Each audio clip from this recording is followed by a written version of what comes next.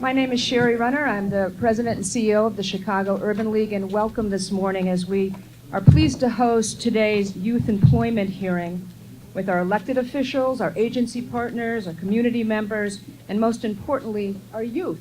They're here in force, so let's give them a hand.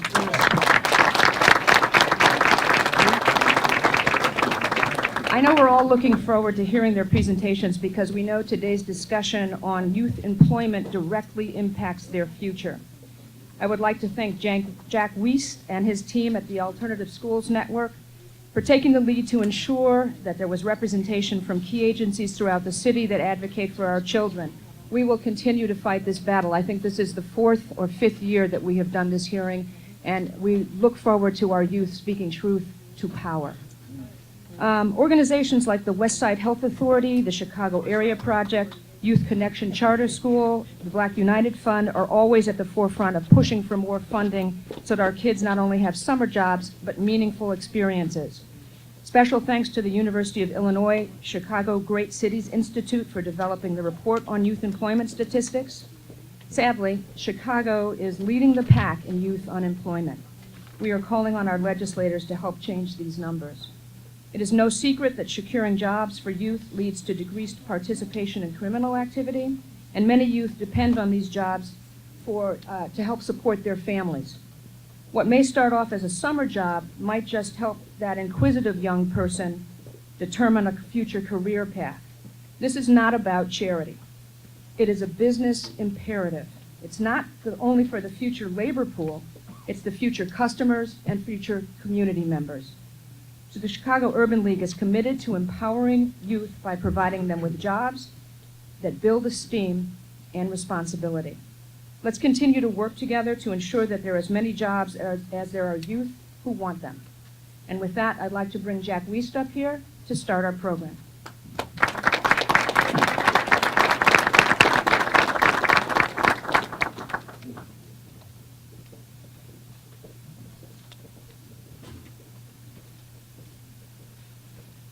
Thanks, Sherry. I'm glad everybody could come. The report is pretty devastating, but it's the reality. It's the real picture. I would like to bring up the program and the schedule is on the front page on your right in the red folders. And I want to thank all the elected officials who are here and people from other agencies that are here. It's important. In the past, when we've had these hearings, it's a great chance for young people to say what it's meant for them to have a job, not to have a job, and personalize it for everybody here and the legislators.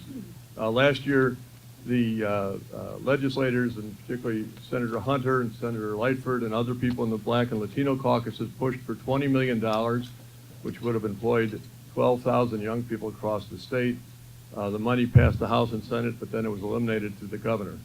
We hope it's going to be resubmitted again. We hope we can convince the governor to fund these programs because it's as Sherry said, it's a good investment. It helps reduce crime. It gives the kids something for themselves too, and builds their self-esteem. With that, Jesse, if I could ask you to say a few remarks, and then after that will be Larry Vaughn, and then we'll do a presentation by Teresa Cordova from the Great Cities Institute at the University of Illinois, and then Kelly Hallberg, from the University of Chicago Crime Lab about their survey and study, not a survey, of the One Summer Plus program that's funded through the Chicago Department of Family and Support Services. Jesse?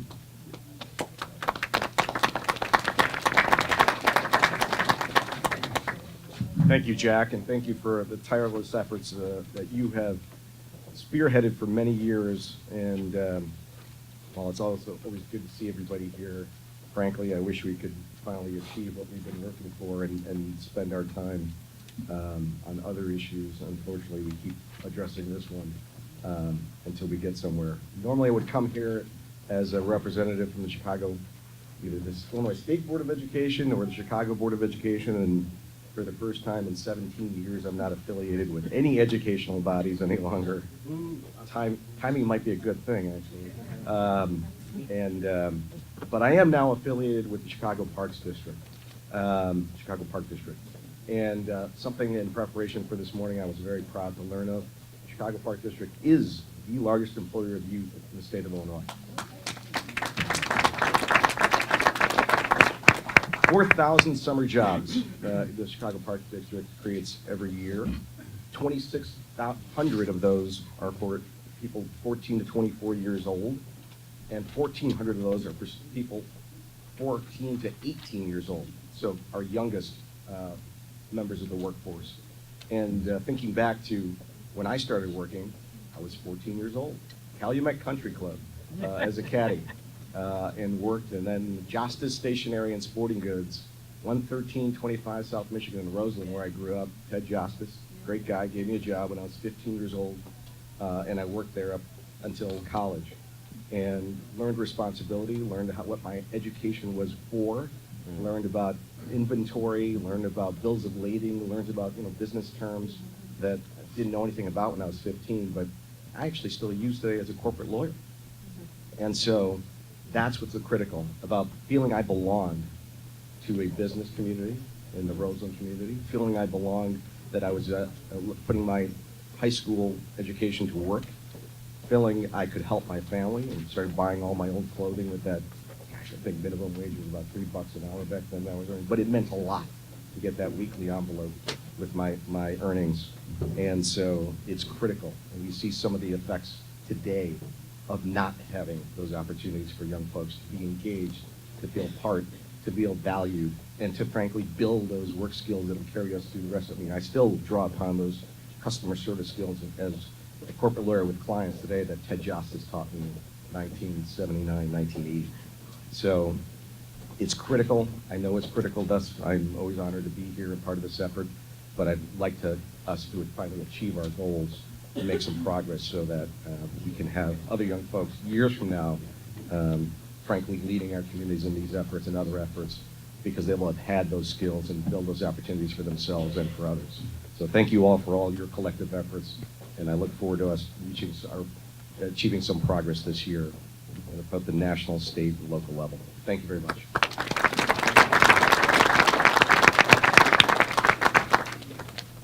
Next, Larry, do you want to say a few words? Larry Vaughn from the Youth Connection Charter School.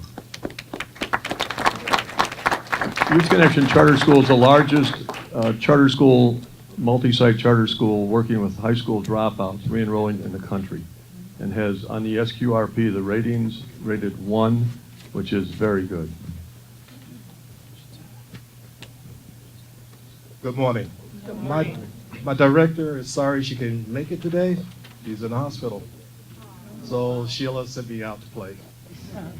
Good morning. Most of the students I have seen on our campuses, this discussion has been going on, quite frankly, since 1980 to 2016.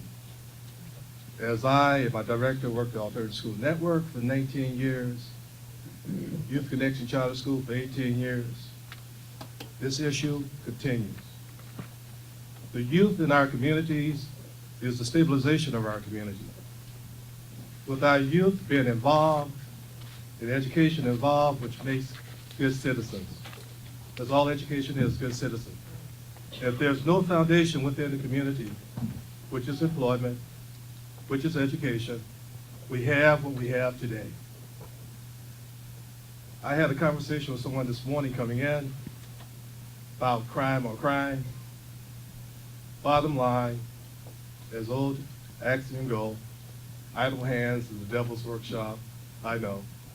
But employment is what stabilized our community. Watch the deterioration of communities from 1980 to the present when I returned to Chicago. That is what we're doing today. I have seen progress slowly, but it must continue. And hopefully, the group that are here today will address that to help the youth which we serve. Have a good day.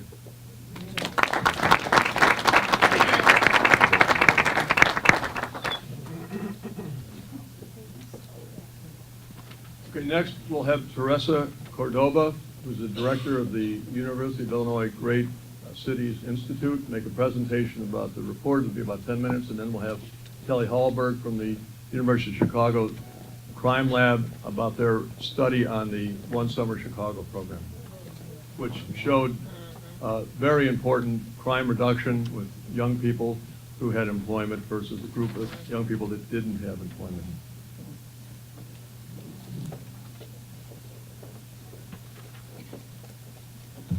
Good morning, everyone. Honorable commissioners, counselors, representatives, senators, all of you, especially the youth, it's an honor to be here. I wish I were here with better news, better information, but we do want to provide for you the numbers. So first off, let me tell you a little bit about who is Great Cities. We're at the University of Illinois, Chicago. The point is that we serve UIC's urban mission and its commitment to the city of Chicago. I've come now to all of these hearings, and I've sat intently and listened to young people talk about their conditions around employment and its relationship to what's going on in their neighborhoods. And so the idea is that this report helps provide some of the quantitative data to supplement what you all have been telling us. Unfortunately, the news is not good. What we've tried to do here is to bring research to help illuminate some of these issues. I want to also let you know that the report is, first of all, available in your packets, and I encourage all of you to read it. I especially encourage the young people to explore through the charts and the graphics and so on. And it's also going to be available both on ASN's, actually it is available on ASN's website now, and will be available on ours. At the back of the report, there's an appendix that will tell you what our data sources were and what our methodology is. Primarily, we used census data, and we tracked 2015 to 2014, and we were looking at the statistics by race and by age.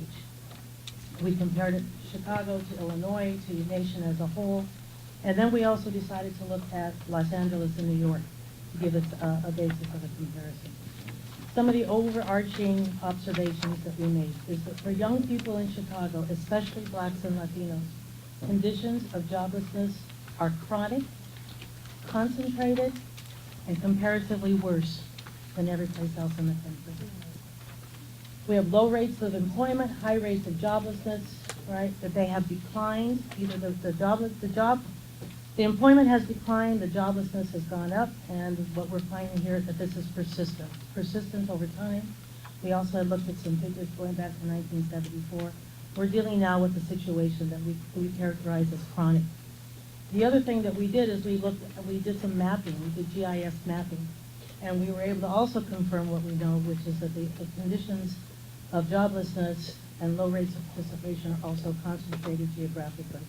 So that the neighborhoods, for example, that have the highest concentrations of African Americans, for example, have the lowest rates of youth employment and the highest rates of joblessness. Conversely, those neighborhoods that have the largest amount of whites in those neighborhoods have the highest rates of employment and the lowest rates of joblessness. So the second characteristic is that it is concentrated. And then thirdly, when we compared it to all these other places, Chicago was the worst. Whites were the only group that went up, had an increased employment rate from 2005 to 2014 for 20 to 24-year-olds. The biggest drop in employment rates among 16 and 19-year-olds was female Latinas in Chicago, right? Followed by Latinos as a whole.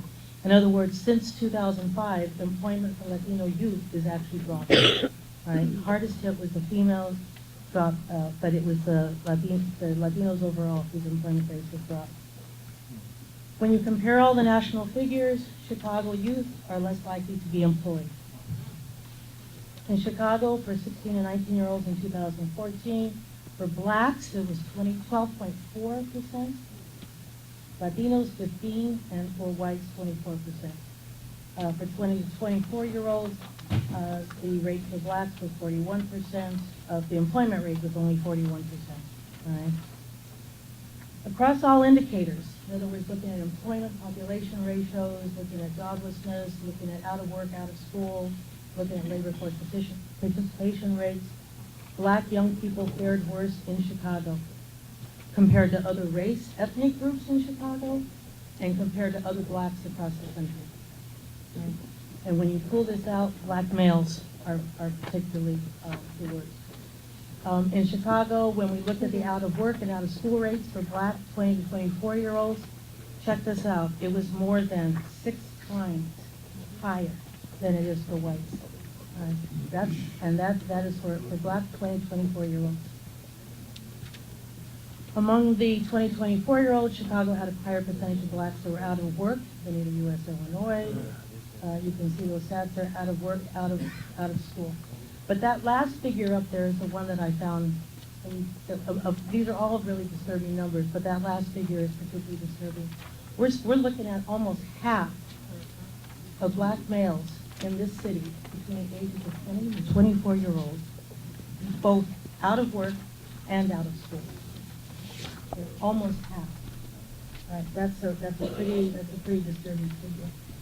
In terms of looking at the geographic distribution, again, in those areas where you had 40 to 60% or 60 to 80% joblessness or jobless individuals, that was consistent with areas that had the highest concentrations of black populations and black people very few. Right, so again, making the point that it's concentrated. And then conversely, for whites, they had the lowest jobless rates. All these charts are in the report. I'm going to flash through them just very quickly. But you can see, just glancing up there, for example, on the right there, you can see those figures of black youth. This is 16 to 19-year-olds from 2005 to 2014. You can see how low they are in relation to the other groups. This one here looks at 20 to this one breaks it down by gender, 16 to 19-year-olds. So here you can see that black males and black females, in terms of it's worse for black males, but it's not so great for black females either. Right? And you can see that Hispanics are the next lowest group, and whites are certainly higher. But in this chart, you're able to compare it not only to the United States, but to Illinois. And again, you have all this data, so you can look at it more carefully. I just wanted to highlight a few things. This one is the same information, except that it's for 20 to 24-year-olds. Right? So you get the same comparisons here. And when you see it like that, it's pretty visually stark in its comparison. This is some of the same data that I just showed you, except that it pulls out LA and New York, and this is just U.S., Illinois, and Chicago. But again, you can see how much worse off we are in Chicago. Now, almost every group declined from 2000 to 14, except more recently the whites that went up, but or white males that went up. But one of the things that's really interesting about these figures as well is that Illinois itself is also going up. The employment rates for Illinois are getting worse for blacks at statewide. So not only is it becoming worse for Chicagoans, for blacks in Chicago, it's becoming worse for blacks in Illinois. That's the whole state. Another set of figures there. This is employment by population and gender. So this one gives you the female comparison. Again, all of these are in your report. This table here brings out figures looking at out of school and out of work. So in other words, when we did the employment rates, we did employment as it related to population. This one here, we pull these out for those youth who are not working and compared them. And you can see there, once again, the blacks fare the worst. This one here pulls, that figure before that I just showed you actually looks at all 16 to 24-year-olds. So it's the first set looks at all 16 and 19-year-olds, not broken down by race, all 20 to 24-year-olds, not broken down by race. And then when you look at blacks, Hispanics, and whites, looking at all 16 to 24-year-olds. The next chart breaks it down, 16 and 19, 20 to 24. And again, when you look at these, you can see these are high figures, 42%, for example, at 20 to 24-year-old blacks out of work. Same figures, but shown to you a little bit differently to graphically make the point. This is a figure where you can see that six times difference between blacks and whites in terms of joblessness rate. This one is also broken down by gender. So you again can see, if you look over there, you look at black males, that's where you can see that 47% of black males, 2024, that are out of work and out of school. same figures, but shown to you a little bit differently so you can see the contrast.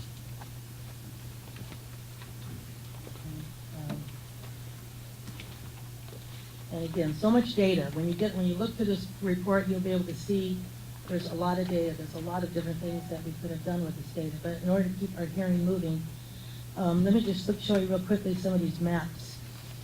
Some of these maps will show you the concentration of the populations.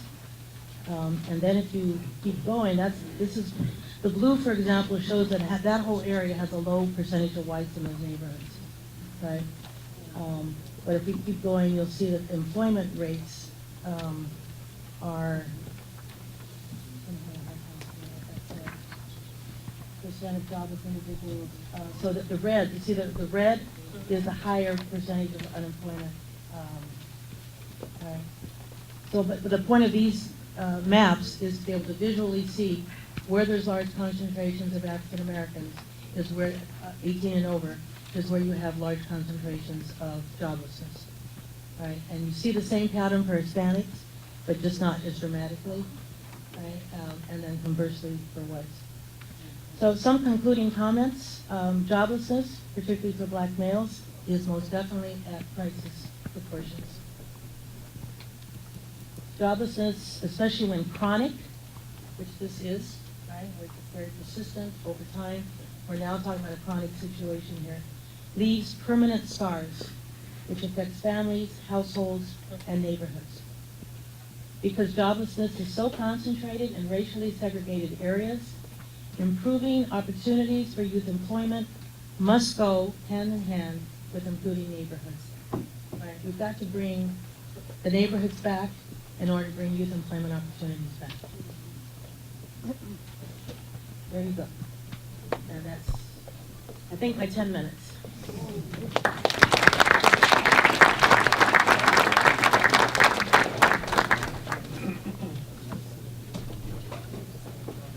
Yeah, I can't thank Teresa enough. This report was put together very quickly, within about a week and a half. And they did a nice layout and a nice presentation. Before we get to Kelly, I'd like to just thank all the officials and people who are here as part of the panel. Cook County Commissioner Richard Boykin, Alderman Walter Burnett, Lisa Morrison Butler, who's the Department of Family and Support Services Commissioner, Alderman George Cardenas, District Director Karen Shavers from the Office of Larry Sufferton, County Commissioner. Is Alderman Willie Cochran here? State Representative Will Davis, State Representative LaShawn Ford, Cook County Commissioner Bridget Gaynor, Cook County Commissioner Jesus Garcia, Shui. He texted me earlier. He said he needed to bring some more batteries for his hearing aids. So we'll just turn the sound up to a level 10. State Senator Napoleon Harris, State Representative Lisa Hernandez, State Senator Maddie Hunter, State Senator Kimberly Lightford, State Representative Camille Lilly, Department of Family and Support Services Deputy Commissioner Mary Ellen Mesner, Alderman Harry Osterman, State Representative L.G. Sims, State Representative Cynthia Soto, Alderman Christopher Taliaferro, who in our original thing we had Christian, and he said, well, that'd be a good name too. State Representative Arthur Turner, Audra Wilson, Deputy Chief of Staff for Congresswoman Robin Kelly, Cook County Commissioner Robert Steele, yes, and Alderman Pat Dowell. Did I miss anybody? Okay, good.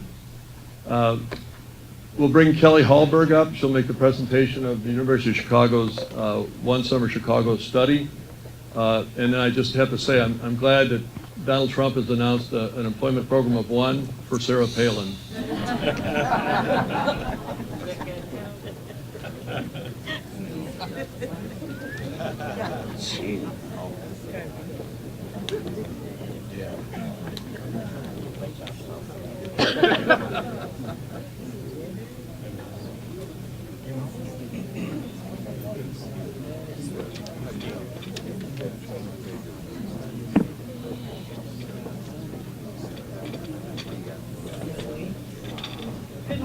Thank you for having me here. I'd like to talk today about some work that we've done jointly with the Department of Family and Sport Services. And I sort of wanted to start with this quotation that I think many of us have heard. Nothing stops a bullet like a job. I think this idea is pretty intuitive to a lot of people in this room. It seems like there's a lot of reasons that jobs might be a very good way to prevent violence in our communities. Jobs give youth something productive to do with their time, provides income in a way that's through the legal economy, and also provides sort of an opportunity and some hope for the future and understanding that you have this job. However, before we started working with the Department of Family and Support Services in 2012, there wasn't a lot of rigorous evidence to really back up this feeling. And the cynics would argue, oh, by the time kids get to high school, it might be too late to invest in better opportunities. And we really feel like that is absolutely wrong. And we wanted to be able to show that that's wrong. And so we've worked very closely with the department to be able to provide rigorous evidence that will stand up even to the most hardened skeptics. So I'd like to just take a little bit of time before we hear from youth to walk through that evidence. So we started working with the department in 2012 to study the One Summer Plus, Chicago Plus program. As many of you know, this is an 8-week summer program where youth were given government or nonprofit jobs for 25 hours a week, and also provided with some supports to help, because I think if I remember my first job, sort of understanding the dynamics of being in the workplace for the first time, it's a transition. So the youth were given a 1-day job readiness training, an adult mentor that helped them sort of transition through into the workplace and had supports. In addition, for half of the youth, they received 2 hours of social and emotional learning training that sort of included cognitive behavioral therapy, again, to support their work in the workplace. Sort of unfortunately, as it's been pointed out, there's more people who want jobs than there are jobs. And so there were far more applicants for this program in 2012 than there were spots.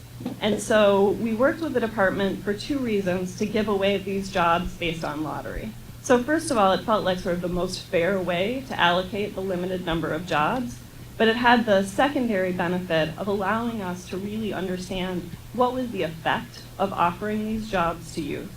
And so we did a lottery, and of the 1,634 applicants, 364 of these applicants were given a spot in the summer jobs program, and an additional 366 were given a job plus that sort of social and emotional cognitive behavioral therapy component. And then we tracked the outcomes both for the youth who received the jobs, but then also the other youth who had applied but didn't receive the jobs. And we looked at their outcomes in terms of their arrest, their schooling, and their employment. To give you a little picture of who these youth were, they were 8th through 12th graders that were drawn from the 13 high schools that were sort of in the highest violence neighborhoods. 95% of the youth were African American, 92% were on free and reduced price lunch, 20% had some kind of an arrest record before starting the jobs program, and the neighborhoods that the youth came from had 19% unemployment rates. So when we looked in the data, the first thing that jumped out to us, and we had to look at the data several times because the results were so impressive, is that the summer job program reduces violence by a lot. So for the young people in the program, there was a 43% reduction in violent crime arrests. And one of the questions that people asked us, so we think like this alone is kind of a big deal, but one thing that people asked us were like, oh, well, does it, is that just during the summer? Is it just when the youth are in their jobs, and once the job's over, it's a short program, when the jobs are over, do these effects disappear?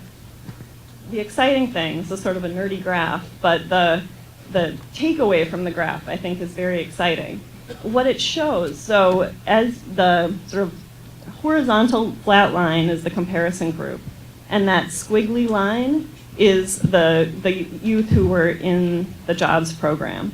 What this graph is showing us is that as we moved farther away from the summer program, the effects of the program actually got bigger. And so, 18 months after the program had ended, we're still seeing differences in outcomes for these youth. So we think this is really, really promising. This study garnered some national attention for the city, and it was, got some headlines and some attention. And that, in turn, led to some resources to come into the program. So there's been philanthropic support for the program as a result of this strong evidence, and that has included the Magic Johnson being involved with the program. With this additional funding, we were able to serve 2,000, the Department of Family and Sport Services, were able to serve 2,000 additional disadvantaged youth in 2015, 3,000 youth in 2016, and 4,000 in 2017. We continue to work with the department. I think the presentation before me really highlights that these results we find to be really exciting, but there's a lot of work to be done. And so we continue to work with the department to try and understand the most effective way to structure the program so that we're getting the biggest bang for our buck for every job for the youth. But also trying to think about what do we do after the summer and what do we do after this period to make these results even bigger and more sustainable for more youth in Chicago. So, thank you.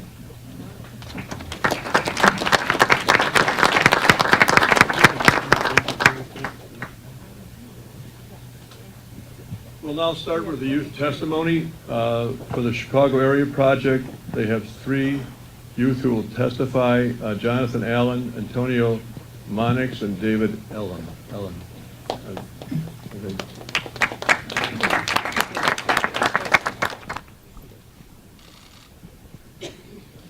Good morning. My name is Jonathan Allen. I'm 24 years old. I had a summer job with Chicago Area Project the summer of 2014, which is 2 years ago, which is kind of funny to me because that means there should be another young black man right here speaking because he should have worked the summer of 2015 with them, but he couldn't. So, I'm right here speaking. And I really don't really have too many, numbers to say or nothing because we all here educated, conscious, and I feel like it's kind of insulting to me and everybody here because we steady seeing the problem. We need jobs. We know what's going, what it's going to prevent. What's happening when it's not happening. You don't need people to go ahead and research for that. All you gotta do is come outside. We on 47 right here. Just walk up the street. You'll see what happened when you ain't got the job. You know what I'm saying? And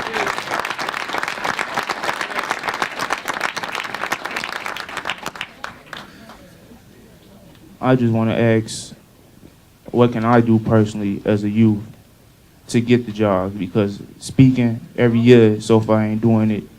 Getting my friends to come down here and participate ain't doing it, and ain't doing nothing more but what I think Mr. Weed said, causing more and more of a scar because we wasting money that we don't have to participate in things that's leading us nowhere, and that's having us, having anxieties to do things that's getting us locked up and all this other stuff that we all know, yes, yet again, that we steady talking about another year. So, I just want to propose that if we don't get nothing happening, can we do this again in the summertime so that way we can go outside and do it and involve more people since people seem like they need to see, well, let's go see it then. Because, it's right here in your face. It ain't too hard to find. We need jobs.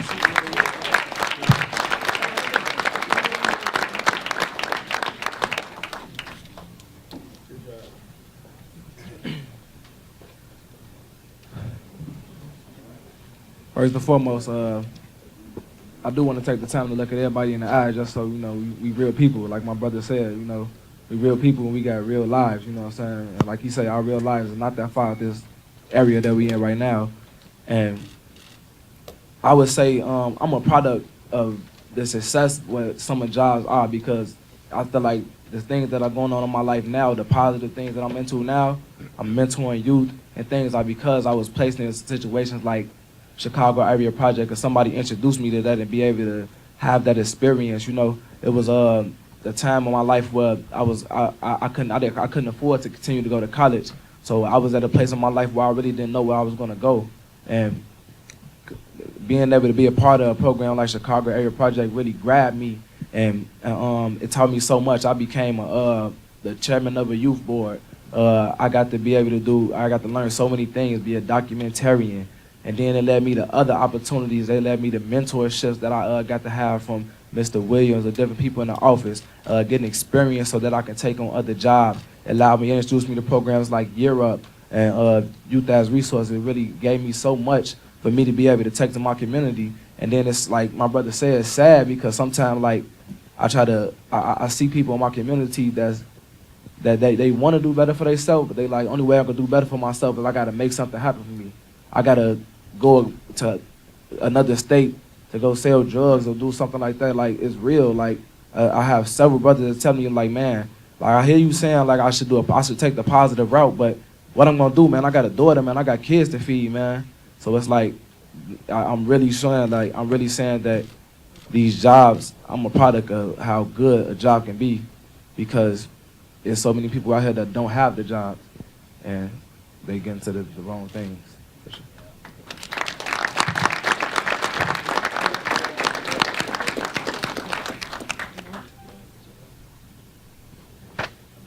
Good morning, everyone. My name is David Elam. I'm 25 years old. I reside from the West Garfield Park community. First and foremost, I want to give thanks to the distinct panel. It's an honor to sit here again in front of you and tell you about my experience with summer jobs. Summer jobs to me are very distinct and they're very important. Like my brother Antonio said, I am too a product of summer job and the success that it has had on my life. I've been involved with Chicago Area Project for 6 years. My journey with Chicago Area Project began back in 2010 when my life was headed down a path of tremendous destruction. I, at the time, was expecting a child. I, at the time, was very negative, very destructive in the West Garfield Park neighborhood. I came from one of the biggest street gangs on the west side of Chicago, and I really didn't know where my life was headed. I mean, I didn't have a job. Selling drugs was my only option that I thought to provide for my child at the time. And I'm here today to tell you all that my life has changed dramatically over the last 6 years. Coming into Chicago Area Project, I've gained so much. With having a summer job, I've gained so many skills such as time management, being able to know what it is to have a job, being able to get up early and go into a job. I've learned money management, learning how to manage my money instead of spending it on materialistic things and spending it on things that I need and not things that I want. Also, work ethic, the meaning of how to present yourself when you're at a job, knowing how to talk to your supervisor or your employees, not coming there with the attitude each and every day. I've gained to the fact, with being with Chicago Area Project, I stumbled upon another organization, Fathers Who Care, which I am still involved with today.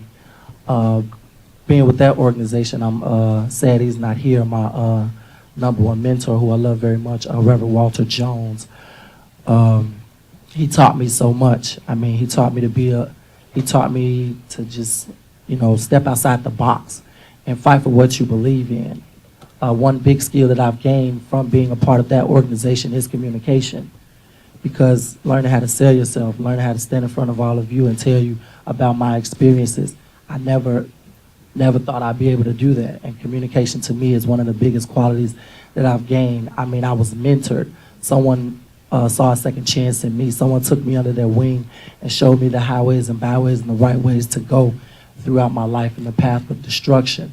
One memory that I'll never forget here is my probation date was coming to an end. And I stepped in front of my judge and he asked me that one question. He said, "Why haven't you paid your fees?" And I told him I didn't have an answer. I didn't have an answer for him. And he asked me that one question. He said, "Son, what do you do for a living?" I said, "Well, I'm involved in a youth organization called Fathers Who Care, where we come together as youth and help to stop the violence in the community." And he said, "Oh, just like this folder that I have in my hand." And he said, "You know what, son? Have a nice day." And just like that, my probationary time had ended. I got off a month early. And that's something that I'll never forget that he's done for me. These organizations and these jobs, they are very critical to the lives of our young people. And you all can make that happen. And I want to leave you all with 2 quotes that I've learned over the past 6 years. Young people can't be what they can't see. And I want all young people to listen to me in this room. You can't be what you can't see. So if you do not see positivity, you will not be positive. If you see negativity, you will remain negative. I'm sitting here before you all this morning saying that I'm a product. I am a second chance. Don't walk around with your heads held low. No one is out here not believing in you. There's someone out there who believes in you as they believed in me. And they will give you a second chance. And with that said, teamwork will make the dream work. Thank you.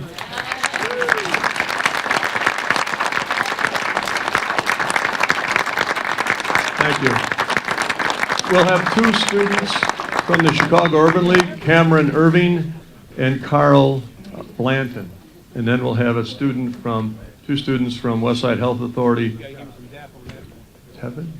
Tevin Smith and Anthony Hill.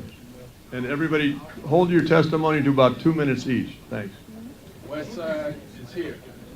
Let's go Westside.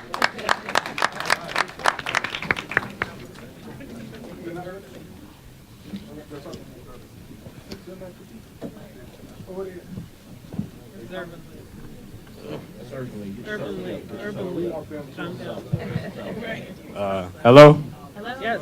How y'all doing?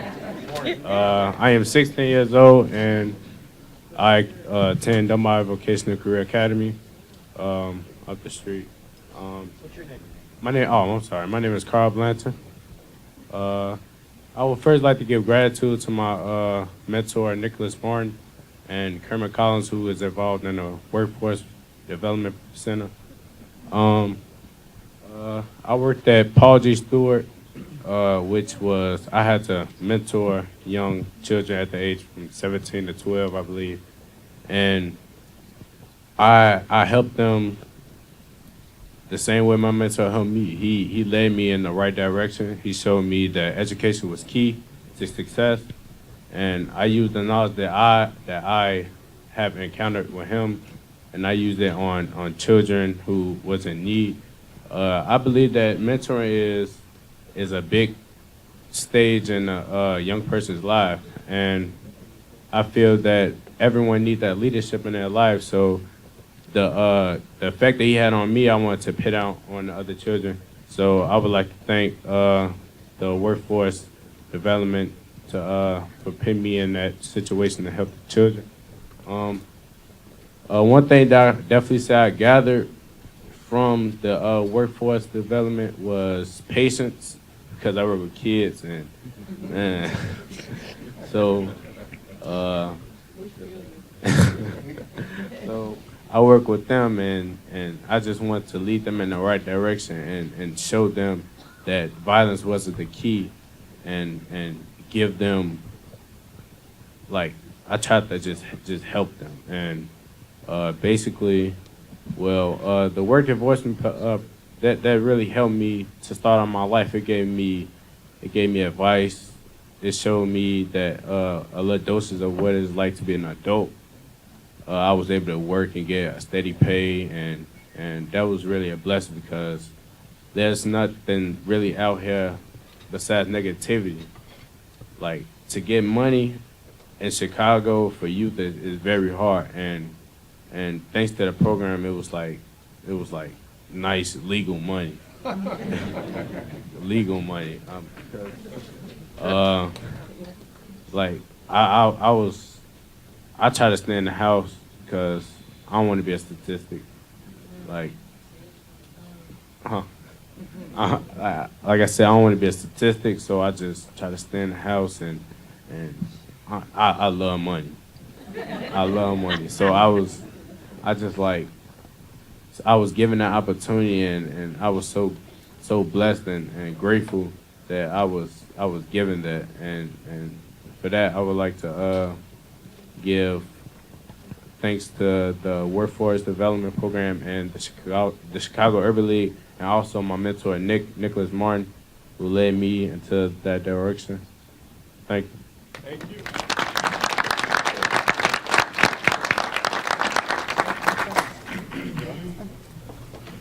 Hello. My name is Cameron Irvin. I attend Simeon Career Academy. I'm 17 years old, and I wanted to share the importance of the Summer Youth Employment Program and how it helped me. It benefited me.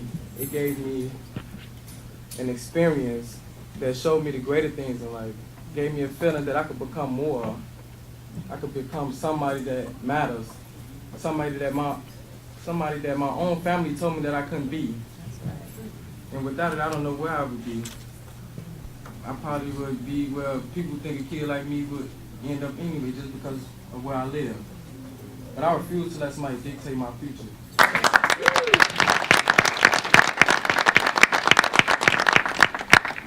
I worked at R. Donnelly, a printing company, and it showed me and it gave me professional ways and working in people skills. And I had people to be inspired by, and I just wanted to become more and be somebody. And the money that I earned gave me power and a sense of responsibility,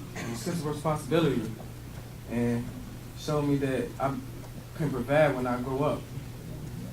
I want to thank the Urban League and my mentors, because without them, I don't know where I'd be. So, as I just want to be thankful and say thank you to the Summer Youth Employment Program for providing me the opportunity to earn money, because balance is the only thing that's out there. And without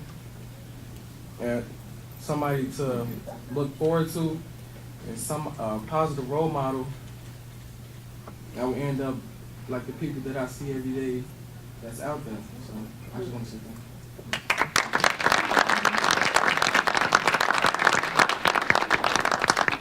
Okay, thank you. Good job. Good. Two students from Westside Health Authority, Tevin Smith and Anthony Hill.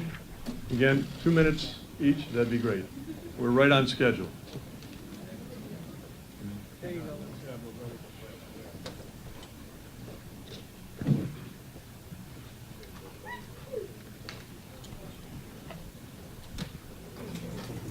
How's everybody doing today? My name is Tevin Smith. I'm 20 years old, and I'm part of the Westside Health Authority. I started off as a regular mentee who grew up to a youth ambassador. Now I'm a junior mentor.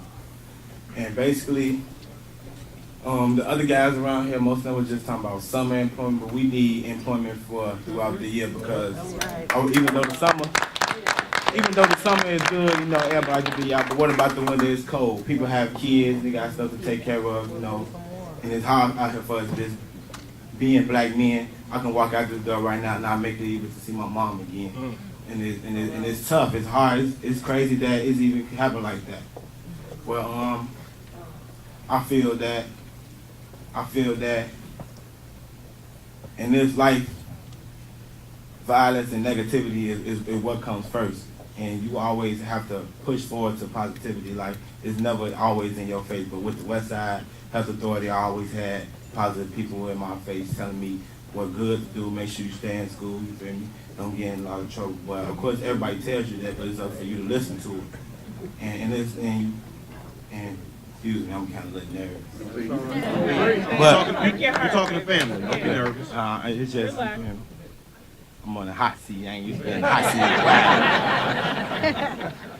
But y'all laughter makes me feel better. And all right. And this is how I feel. Like, if y'all can put money into building a better Wrigley Field, why y'all can't put money into building better youth? Because our generation,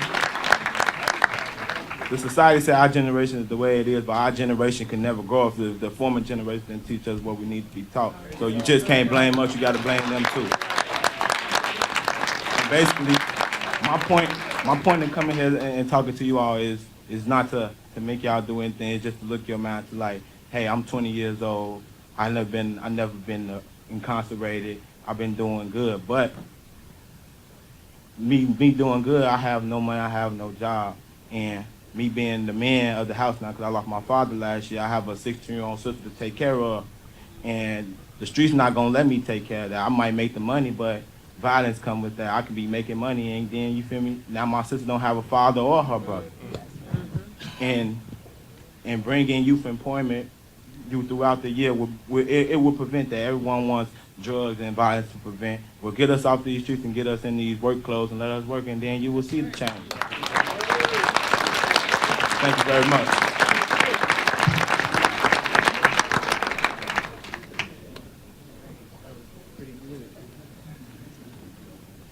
Hello, everyone. My name is Anthony Hill, and I'm 21 years old. I'm with the Youth Council with WHA, and I've been working with them for about 2 or 3 years. Working with WHA, I found that there's a lot of good people there, mentors. I want to just give a shout out to my mentors for helping me become more of a leader.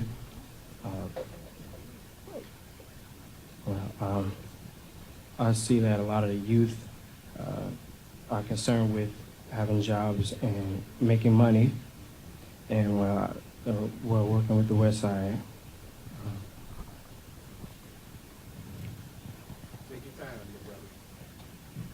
I just want to say that the youth are influenced by a lot of things, and in the West Side, they helped me to realize that I can change that, by influencing the youth to be positive and working to better themselves instead of what's offered to them on the street corners and through social media. Is really feeding the youth a lot of negative things. And my leadership, my mentors, they made me realize that I have a gift of reaching the youth, and I just want to thank them so much for having me realize that. Well, we're working with the program. I've slowly but surely progressed. I've worked at the Cheesecake Factory just recently, and me and my guys from the neighborhood, we were able to, at the Cheesecake Factory, we worked is in Oakbrook, Schaumburg, I'm sorry. And it's kind of far from home, but thanks to our leadership, they were able to give us, I guess, the leadership skills to get there, on time and, with good work ethics. And I just want to say thanks again.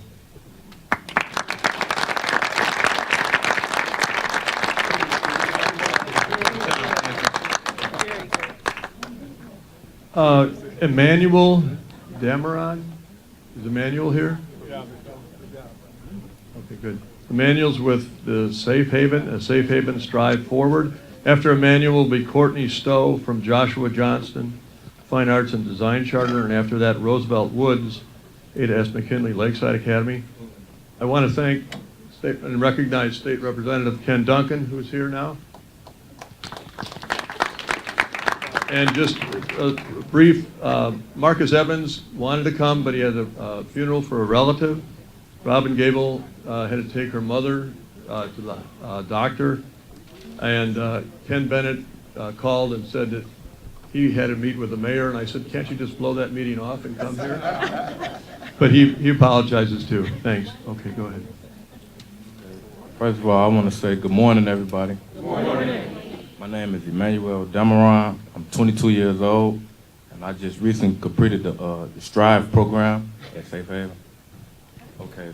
First of all, I want to say anybody that been through something negative or going through anything negative, is always you can make a positive outcome, because I did it myself by my background and all of that type of stuff, and I didn't think that you can when you going through so much negative stuff that you can just look at the positive outcome and just do it like it's just that easy, because where I'm from, most people they don't go through stuff like this, and they don't really look forward to stuff like this. But I wanted to make a change, so I put my mind to it and said, man, I ain't gonna go down that road that everybody else that I know went down that road. So I said that I'm gonna do something positive for myself because I want a future for myself, my family, and everybody that love me. So I started getting jobs and stuff like that once I got out of jail, and I just kept going forward because I didn't want to go back to jail because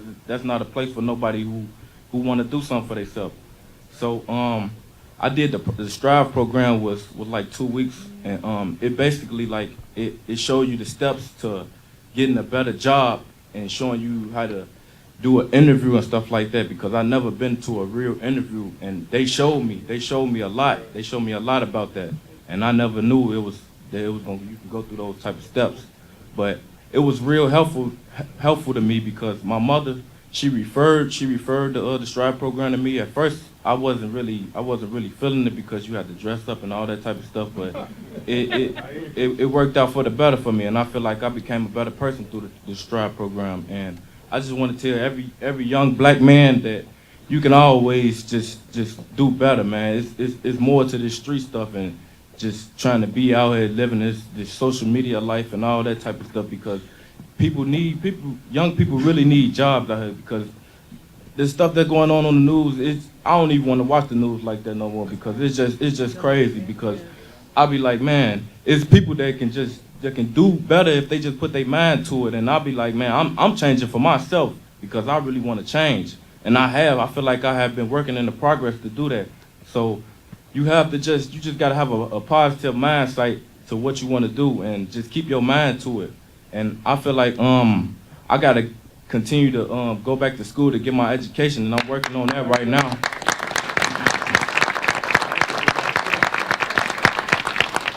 And I just want to say that, man, you got to stay out the way and get you a job, man, because this streets this ain't for everybody, man, and it's real bad out here, man. I ain't never seen this been like this on my 22 years on this earth. It's just real bad. But I just want to say, man, everybody that's in the youth or the urban league or whatever, the best way, man, is to just get a job, and we need these jobs out here, man, because it's real bad out here. And I just want to just pray for everybody that's just going through this struggle right now, you know, because I ain't never been through no type of stuff like this, and I just try to stay out the way and just keep my mind focused and just try to work. And I'm finna get back in school, and I ain't trying to get into the street stuff no more. I'm just trying to stay out the way, because I ain't trying to be another victim or just be on the news, because once you become that, everybody gonna forget about you. When you could just make a better difference when you going to work and just going to school and just try to be somebody for yourself, and just instead of being somebody that's trying to be popular or just trying to make a name for yourself and stuff like that, because it's real out here, man.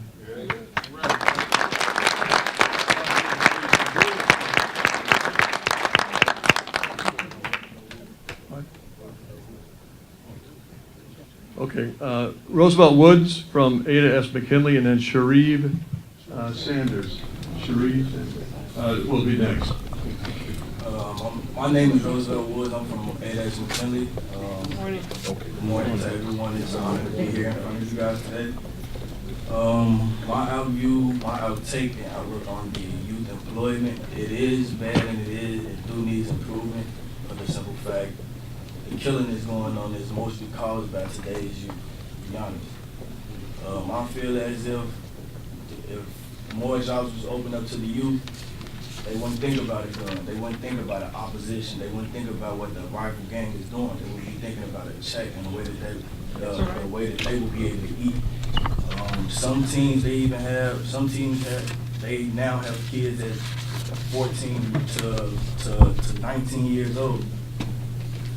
They need ways to be able to provide for their children, not just public assistance, WIC or link card or different things like that.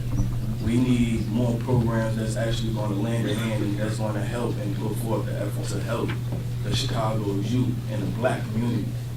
The numbers is statistically prove itself. When they had one summer program, the violent rate decreased. As soon as it left, it rose again. Why? Because more people we have, the teens we have to resort to different things such as drug dealing. And when drug dealing comes, that's when people that are trying to take your money, and that's when you got to defend yourself. Also robberies, also home invasions, different things like that, so they can try to get money to provide for themselves and their family.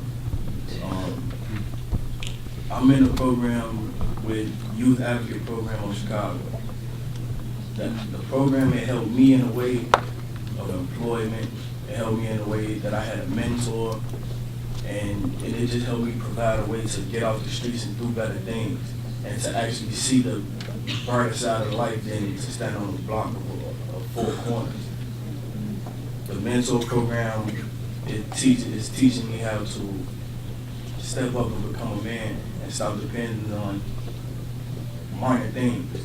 If we had more programs like that, as far as with the school systems, I feel as if it would be less violence going on, more youth employment. Also, the employment, it goes off of you. Ain't nobody get a job for you but you. You have to put forth that effort. You have to show that you're willing and you want to work for somebody to employ you. So that's my outlook. That's how I feel.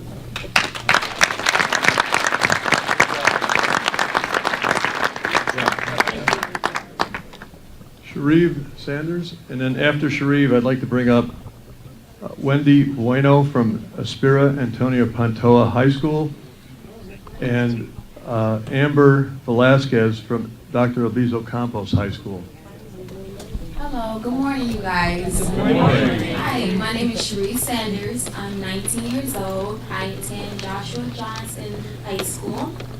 One thing I want to touch base on is how employment is very important for youth and adults. You know, it's not only for adults, but it's also for the youth, because, you know, one thing is when we have financial problems as youth, when we have children, even as our age, we having children, it is very important for us to provide for that children. You do not want to live check by check by the government every month, every year and stuff. I feel like it's important. If you put yourself, when you see a child that's 16 older, putting yourself out there to get that type of employment or trying to reach out there to make a difference, then you need to accept it. Because at the end of the day, I feel like it's a lot of pride and a lot of ego when it comes to employment, finances, with youth, and I feel like us as youth, we can actually make a difference. We're the only one that can make a difference, because if we put ourselves in this predicament where we at right now, I know we can come together and make a change as for one, as all of us, just period. From my experience of employment, I used to work at Target downtown on First Avenue, State Street. It was really good. It was really nice. I was able to provide. This is before I even had my son. I'm a mother of one. My son is 1 year old. I was able to manage money. I was able to buy things on my own. That feeling really feels really good and everything, but it's not always about the feeling. It's about you becoming responsible as an adult, as a public figure, not only for yourself, not only for your child, for others and other youths, but what they see, what you're doing for your own empowerment and your own responsibility. And I just felt, when I had that feeling, it just really felt really good. By me being unemployed now and everything, I'm still doing good and everything, because you know what, at the end of the day, I'm still working hard as a young mother, going to school, even though it's hard, they live in life, even Chicago. I wouldn't even say it's just Chicago. This could be anybody around the world that's going through the same thing that I'm going through as a youth up in Chicago. Anybody my age that have a child, a son or a daughter that's trying to provide. It don't always have to be in Chicago, but one, like I said, as African Americans, Latinos, or whoever you are, we come as one and change it, because we're the only one that changed this generation and made this generation the way it is. Thank you. Good morning. My name is Wendy Bueno, and I come from Aspira Antonio Pantoja. I am 19 years old, and good morning as well. I would just like to start off with the quote that was said before: "Nothing stops a bullet like a job." What jobs? What opportunities do we have as young adults? It's been really hard for me to find a job. it took me about 2 years, and it wasn't just by myself. I had to look for people, I had to look for people to help me find that job. I asked a friend, and that friend asked a person, and that person asked the store manager, and that's the way that I had to find that job. And I feel that as a Latina, it's way harder as a Latina and as Black females, and any female in general, it's harder for us because, we have to step up and we have to show, males, they say, oh, like, you guys have to step up to what you guys, and prove yourselves to be stronger and prove yourselves to be as strong as we are. Okay, so that's more pressure on us.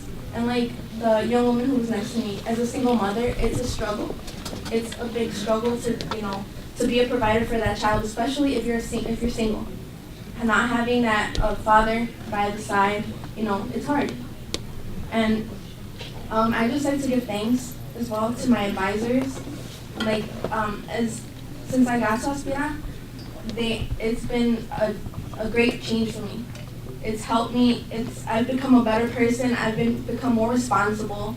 I've learned how to do time management, how to do money management, how to even at my old school, like they wouldn't give us the attention that this school gives us, and it is such a blessing to have these people who are willing to give you that opportunity, who are willing to give you the time and their personal time, to help us out and help us become better people. I'm in a program called Youth Build. It's a construction program. And as me and my friend Diamond, who's sitting over there, we are one of the 3 females who are in that class out of 18 males.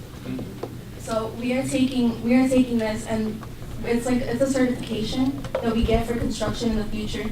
But what future jobs, are we going to get as females and as males? We don't know if those jobs are secure and are there for us after this. Thank you. Thank you.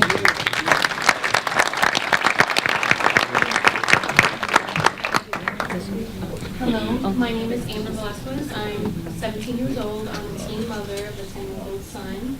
I want to say that I'm very blessed to have my son's father in my life, because I know that being a single mother is very hard. My mother was a single mother, and my aunt was a single mother, so I know the struggle, even though in my place I'm not a single mother. I come from Dr. Pedro Albizu Campos High School. It's my first year here, and I'm an early graduate, so I'm looking towards college, and as going to be a college student, I know that it's very hard to get the money that you need. I do have a job now, and I was surprised to see the presentation on One Summer Chicago because I was in that program for the summer of 2015, and I want to say that that program did help me a lot. It was my first job. I got to meet a lot of teens that were my age and connected with a lot of people. My mentor, Kendall Williams, he was an amazing, amazing person. He taught me a lot of things, how to speak with other teens because I was very, very shy. And he helped me a lot, and not only him, but a lot of other mentors, a lot of other teens did help me. And that job helped me find a job that I'm working with now. And having a job is very, very important to me because I love my family and I really need to provide for them. So the father of my son does not have a job, and it's very hard for him to find a job, and a lot of people look down on him because as a father, he's expected to have a job, and as a mother, I'm the one who's working, and everybody looks at me like, "You're the one working?" And I'm like, yes, I am. And he takes care of our son, and I want to give props to him because he is with him 24/7, and some days I'm not able to be with them, and it's very hard. It's very hard. I hate seeing him cry when I have to leave. And I just want to say that the jobs that are given to us are very, very important, and they've helped me out a lot.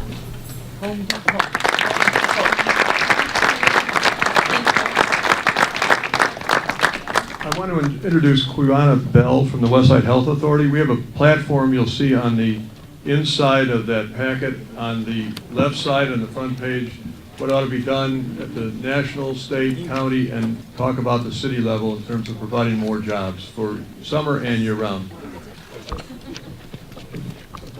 Good morning, good morning. I want to just thank all these youth for their powerful testimonies. And, as you can see from the report that was delivered earlier, that we are indeed in a crisis.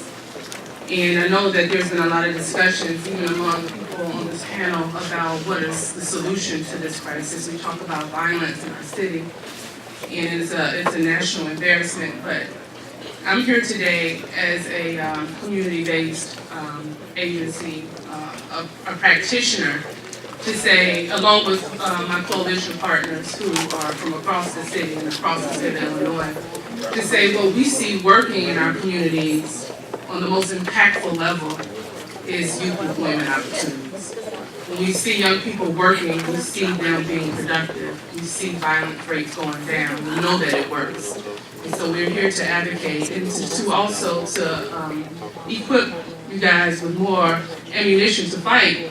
We know that a lot of you are working very hard in your respective offices to allocate more resources. This seems to be an object of political bickering, where to us it just looks like common sense.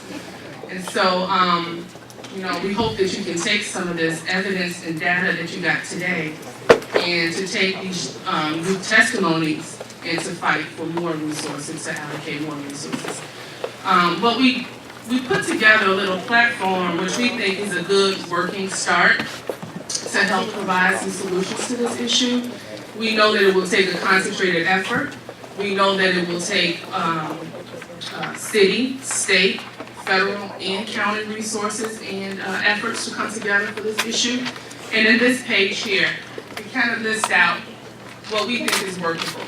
And this is what we're advocating for. So this is the takeaway from today. You heard a lot of good information, and this is where we would like to start, and we will work with you as best we can to accomplish some of these things. And this is asking for resources and commitments from a county perspective, from a city perspective, from a state, and from the federal government. So I think that working together we can get some amazing things done, so we won't have that young man come back again next year and say, hey, we were here last year saying the same thing. Hello, is this Michael? Can you hear us? These are voting adults, and we have to make this a priority. So I implore you to take this with you and to fight as hard as you can in your respective offices. Thank you.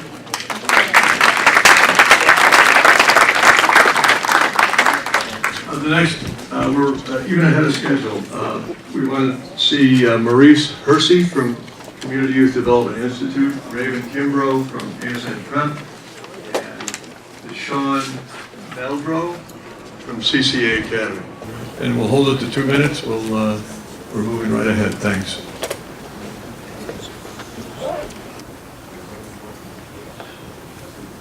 Hello, everyone. Good morning. My name is Raven Kimbrough, and I'm just going to be saying a little bit about my personal experience. The importance of jobs for youth is overlooked by many. A big percentile of youth are unemployed. Fortunately for me, the school I attended and just graduated December 4th, 2015, ASN Preparatory Institute helped me find a job while I was in school. Having a job helped me pay rent because my parents are deceased and me and my sister had to get our own place. It also helped me take care of my little brother who is still in foster care. Now that my temporary employment is coming to an end, I'll be in a big percentile of youth that's unemployed once again. I now attend Malcolm X College, and the hunt for a job continues. Jobs are important. We're young adults, but adults nonetheless, and we have responsibilities that require us to have a job too. Yeah.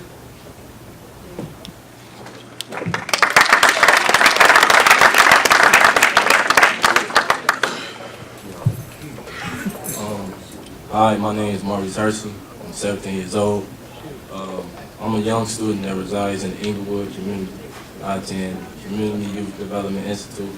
It's in the Auburn Gresham area. I've been a student there for a year and a half. My course of study is construction. I've learned basic carpentry skills, like measuring, building, layout, 8x10 wall frames, measuring, cutting, nailing. I had the opportunity to work this past summer, a volunteer position with the school I attend. learned basic beginner level landscape, like bush trimming, picking and killing weeds.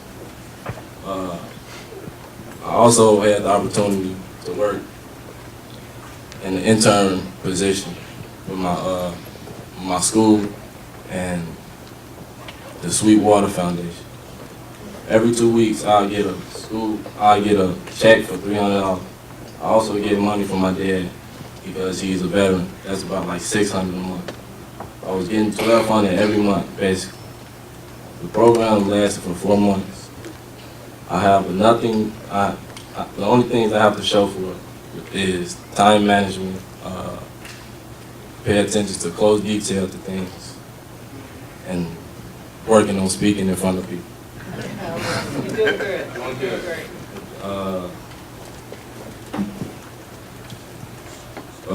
And another thing is providing a roof over my head. My mom hasn't been working since September, and which I started the program. I've been paying the bills while she's been looking for a job. I pay the rent, light, gas, and assist them with putting food in the house. With the internship, I was barely getting by. So imagine how hard it was when the program was over. I'm 17 years old. I want to go party, I want to go to movies, and I want to have fun like everybody else.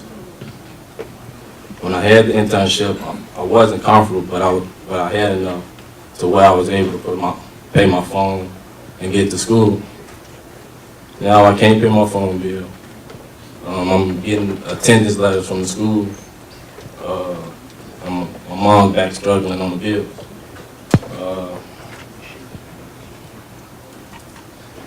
I'm not really looking for sympathy or nothing, but it's just my reality, and I'm dealing with it. I understand for some people, in a situation like mine, never had a job but don't have a job. I know exactly how those people feel, and I never expected me to be going through it because I see it on the news about job unemployment and things like that. I never expected me to go through it. It never affected me personally until now. It's hard. I know it's hard. That's why I think you guys should give youth jobs.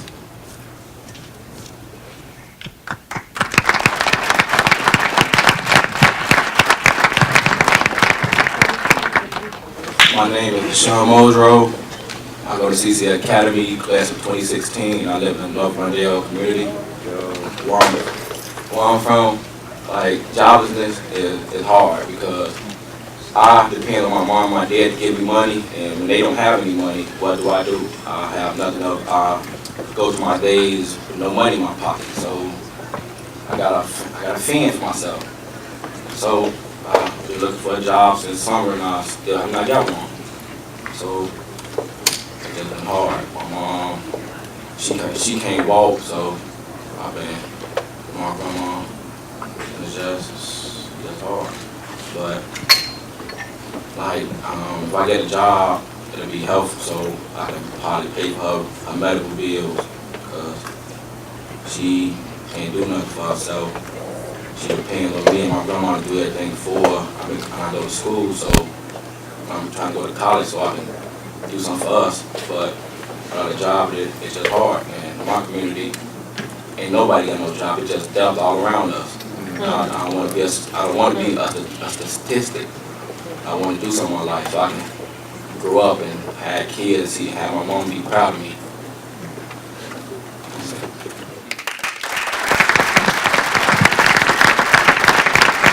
We have just 6 more students to testify. We should be done in about 15 minutes. The next students, Devontae Perry from Association House High School, Tiara Curran from Prologue Early College, and Elante Watson from Chatham Academy. Good morning. Good morning. My name is Tiara Curran. I'm 20. I'm a graduate from Prologue Early College.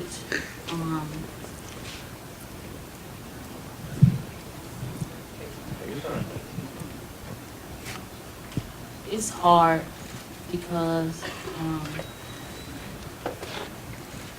where I come from is like, I grew up seeing my mom struggle so much, being a single mom, and she had 8 kids, and I'm the 3rd oldest.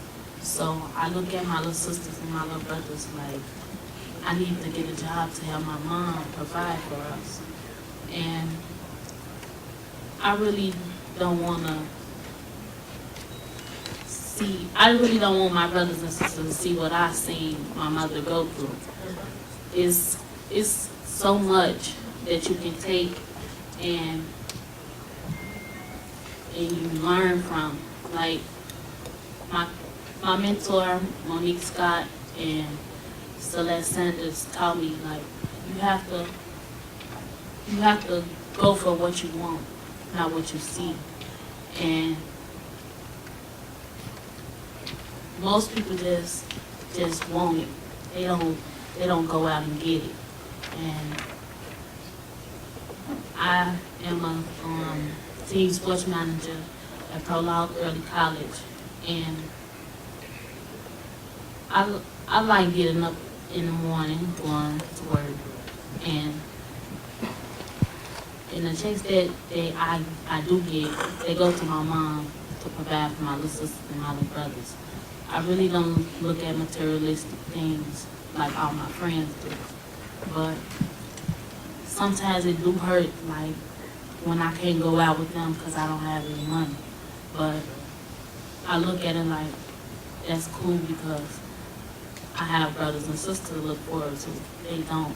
They have a spoon in their mouth, and they don't understand the struggle that most people go through. And my brother, he graduated from Prologue by an inch, and he attended River Forest University, and I'm happy for him.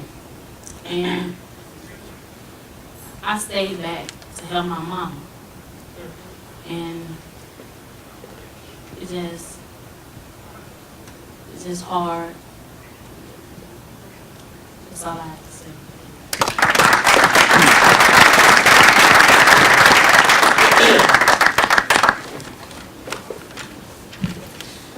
Good morning. Good morning. I'm kind of nervous, so if I stutter, just, all right, all right.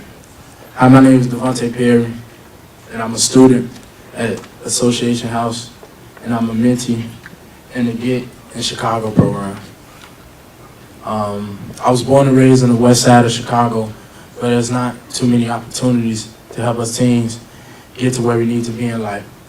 I want to tell y'all a story about myself. I'm 20 years old, and I'm a proud father of 2 kids. I had my first at 15, and I just had another one on Christmas, and she just made a month today. I dropped out of school for 2 years to try to make enough money to support me and my family. I tried many different jobs, but I had trouble finding jobs that would give me enough hours and enough pay to support my family. Nothing was working out for me. I decided to go back to school. And I decided to go back to school. I didn't let nothing stop me. Like, when I lost one job, I went straight home to start looking for another one. And the thing I'm trying to say is, when you want something in life, you don't let nothing stop you because it's not working for you right then and there. Just keep praying and moving forward. Jobs is very important for us teens at this point in time in Chicago, because what if there wasn't no jobs? For us teens, the next thing is selling drugs or out on the street corners, and that's going to result in anger, violence, and people dying, families crying. We don't need no more of that in Chicago. Like I said earlier in my speech, I dropped out of school just to work when I was 18. For 2 years, I'm 20, and I still had the opportunity to go to school. Now that I'm back in school and looking for a job, thanks to all the resources that I have,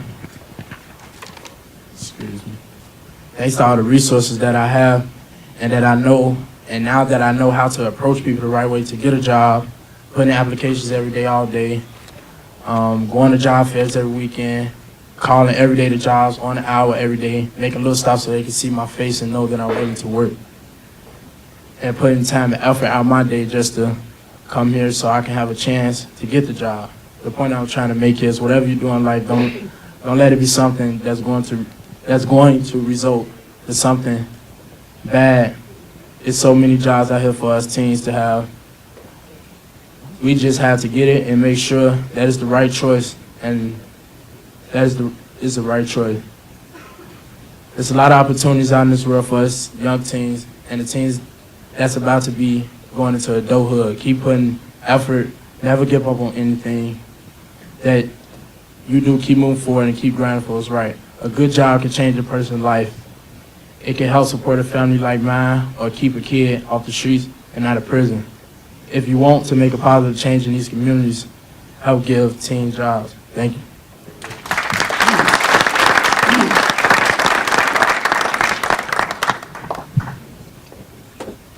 Good morning, everyone. My name is Alonte Watson. I attend Chatham Academy. I'm 19 currently, and I just want to get into something a little personal. I lost my job recently, about a month ago, to the simple fact that I couldn't remember where the things went. And I couldn't remember because I had a tragic brain injury in 2009 when I was 14, but I didn't know I was supposed to tell him that. And yeah, it hurt me because I went out and got it on my own. And it felt good when I got it. I was running through the house. Yeah, I got the job, making my auntie irritated because I was yelling. So when I told her I lost the job, she was like, why? And I told her the reason. And for that whole week, I didn't go to school. My amazing mentor, Miss Sonia Easley, she said, yo, you need to get your butt in school. And I said, okay. I didn't come the next day. She called me again. I didn't want to answer, but I answered. She said, yeah, we really need you in school. So I came, and she said, well, she said depression is not your friend. It's just going to hold you down and keep you on the ground. So when I heard that, everyone started to tell you, Alonte, you got it, man. You got it. Just keep striving. And that's why I grind for greatness. Thank you.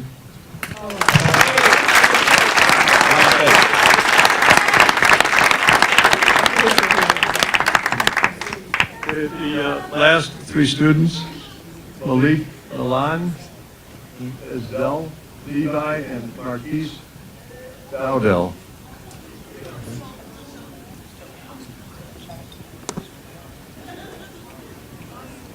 I made a remark about Ken Bennett. He's a good friend. Everybody knows he's the father of Chance, and he really did want to be here. He just apologizes. As they're coming to sit down, what I think a lot of us know about the problem in Iraq and how there was a lot of violence, and we sent 30,000 troops in, which was called the Surge. But people don't know that in 2007, we also employed 100,000 young Sunni guys, 20 to 30 years old, 100,000 on our direct payroll, which helped to reduce the violence significantly. If you talk to veterans and they were in Iraq, they know this. They were paying these young guys who were blowing us up with IEDs and things like that, stopped. That made a big difference. They were being paid about $350 a month, which the average salary in Iraq is about $280. They certainly weren't going to blow up their own employers. But so having employment really makes a huge difference. It's been evident quickly and sharply in Iraq. The violence resumed when the new president of Iraq fired them all. Go ahead. How's everybody doing this morning? My name is Ezel Levi. I attend Innovations High School. I was born and raised on the south side of Chicago, Inglewood neighborhood. It was hard growing up. Traveled back and forth out of town, Nashville, Tennessee, to Chicago. Growing up with my mother was difficult. Single mother, seeing her struggles, it just made me want to do more for our family. I always wanted to provide for her because I hated seeing her crying. Hated seeing her come from work so tired. She just hopped straight in the bed. I just wanted to do more for her at a young age. Now, it's a little bit better. I understand, well, at a young age, I understood that education and money was an important role in our lives.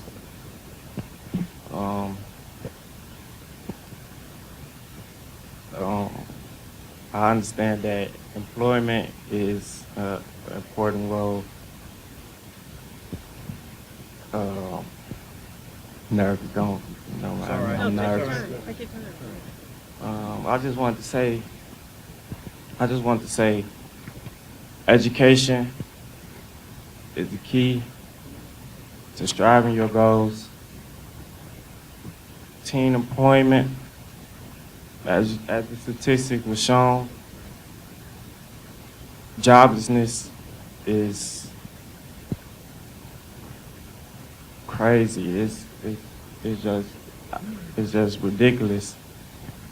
And I see that a lot of black men in these streets say they want to do better, but they really don't. They don't. They want to strive, but they don't at the same time. With me growing up around 4 brothers, it was hard. It was hard because at one time I was going one direction, then I didn't want to go that direction because it was always going to put me in the worst predicament. We was already at a worse predicament. I just wanted to provide for my family and do more. So about 4 years ago, I attended Gage Park. I seen the route that I was I seen the route that I was going, and I really wasn't happy with it. So I decided to change schools myself, and I attended Innovations High School. Ever since then, I've been getting more education. I've been just trying to do more for myself and my family and just keep my head right. That's basically it. That's great.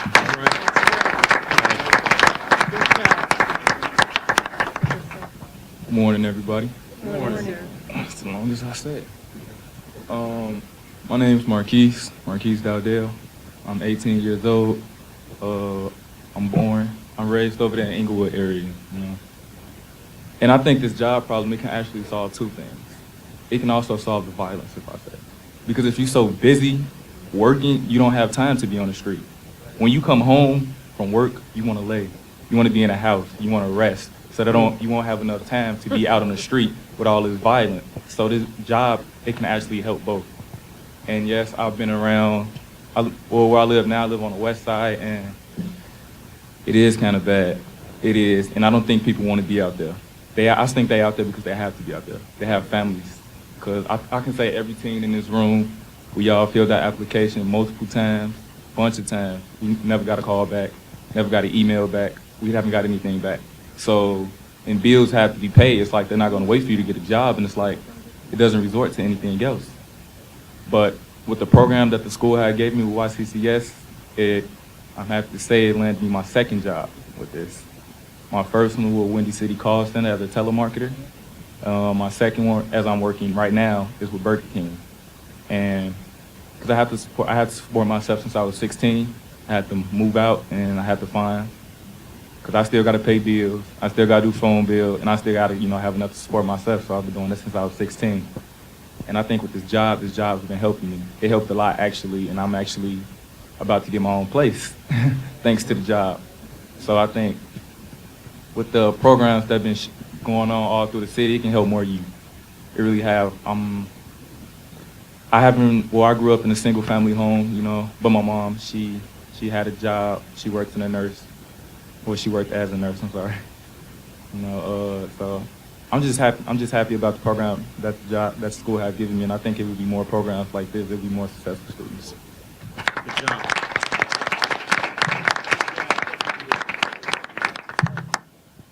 Good morning, everyone. Good morning.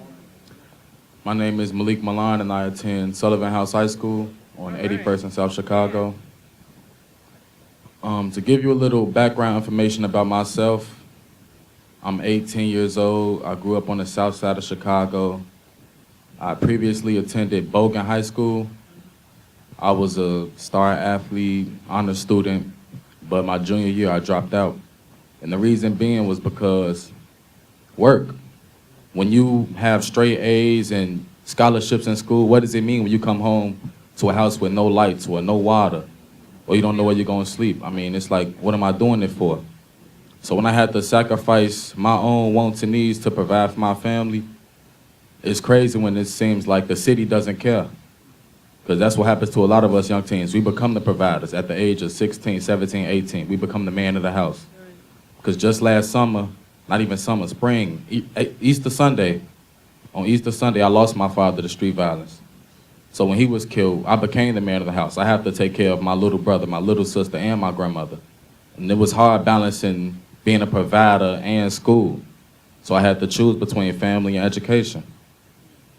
And that was a big factor. And I mean, with jobs, it could be like he just said, jobs can save lives.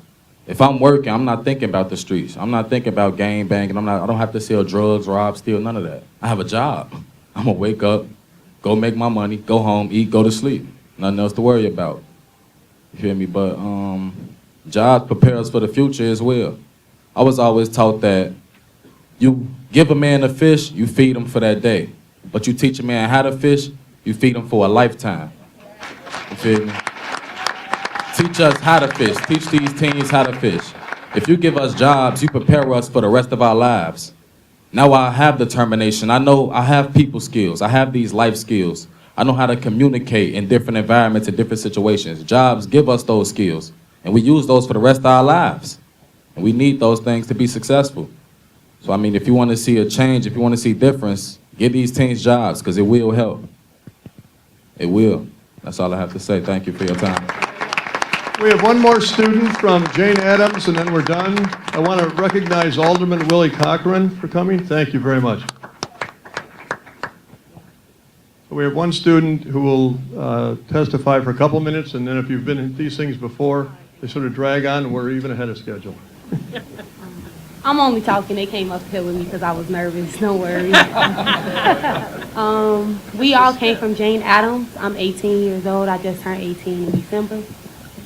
Before then, I didn't get a job for 2 years. My mama told me, oh, when you're 16, you're going to get a job. Turned 16, couldn't get a job. Turned 17, couldn't get a job. Came, summer of last year. I was like, okay, Ma, I'm going to work for one summer in Chicago. She was like, okay, you still got to apply for some jobs. That's not going to last long. I'm like, all right. Apply for some jobs. Couldn't get none. Applied for some more. Couldn't get none. I was too young. They didn't want me to, I couldn't do nothing they had. I ain't had no experience, but how am I going to get the experience if they don't give me it? Right. So it didn't work. Domino's came. I was like, okay, I'm going to apply. She's like, okay, you got to go up there. You got to show them that you want the job. I go up there. I'm like, hi, I'm just giving a name to a face, you know, a face to a name. He was like, okay, come see me Wednesday. You'll start working Wednesday. I was like, what? So, I mean, it was just like, everybody can get a chance. You just don't know who it's going to be. You don't know where it's going to come from. Just keep trying. I mean, my life wasn't as hard as everybody's. My mom and my dad was there, but when, 3 years ago came, my dad had went to jail. I was like, oh my God, what are we going to do? My mom became a single parent. It's two of us. It's me and my older brother. He was going to college, so now she got to juggle 2 jobs, take care of both of us, and send them to college. Tuition needs to be paid. My tuition needs to be paid. I have to get a job. It was what it was. Everybody looking at me. I'm sorry. I'm nervous. It's all right. You're okay. Good. When I got kicked out of my second school, we had to go to Jane Addams. We was like, all right, this is the last one. If not, what you gonna do? So I walked in. I was like, hey, I'm looking for a school to attend. He was like, okay, apply, we accept you. I got accepted, they worked with me. Now I got a job, and I go to school, and I graduate in June on time. All right, all right. Thank you. I just want to say thanks to everybody that's out there looking at us, looking at the youth, and thank you for even giving us the opportunity to come here and talk to y'all about what we have to go through every day to get a job or to have the opportunity to even apply for one. I'll be on Facebook every day, all day. By the way, sorry about the social media attacks that everybody gave. But I do have a job, and I do work for myself, and I do help my mom. It's a lot of good people out here in the world. We just need the opportunity to help. We need to push that, the support that y'all have. Even if we don't have the job, but even if we go to school, we still need the support to let us know that, we do care for y'all. You might not have the support at home, but the help is outside of home as well. Thank y'all. All right. Good job. Thanks a lot. Thanks for everybody coming who came. It's important that you keep an eye on what the next steps will be. Talk to your state legislators, talk to your aldermen and county commissioners about we need to get more resources to get more kids off the street.